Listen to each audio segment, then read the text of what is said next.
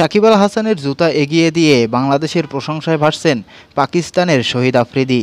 হ্যাঁ দর্শক, 2016 সালের টি-20 বিশ্বকাপে বাংলাদেশ বনাম পাকিস্তান মধ্যকার ম্যাচে এমন একটি অসাধারণ দৃশ্য ঘটে। তখন ইনিংসের অষ্টম ওভারের দ্বিতীয় বলটি করেন শহীদ আফ্রিদি, স্ট্রাইকিংয়ে সাকিব আল হাসান। বল কাভারে ঠেলে দৌড়ে রান নিতে যান সাকিব, কিন্তু বল ফিল্ডারের হাতে থাকায় নন স্ট্রাইক থেকে রান নিতে নিষেধ করেন তামিম ইকবাল।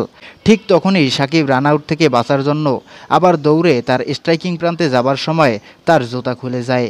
এরপর শহীদ আফ্রিদি এসে জুতাটি কুড়িয়ে এনে সাকিবের হাতে তুলে দেন, যা সেদিন নজর কেড়ে নিয়েছিল সকল ক্রিকেট প্রেমীদের। পাকিস্তানের শহীদ আফ্রিদি এত বড় একজন ক্রিকেটার হয়েও তার মধ্যে কোনো হিংসা নেই। তো প্রিয় দর্শক, শহীদ আফ্রিদির এমন অসাধারণ কাজটি আপনার কাছে কেমন লেগেছে? কমেন্ট করে জানিয়ে দিন আপনার মূল্যবান মতামত।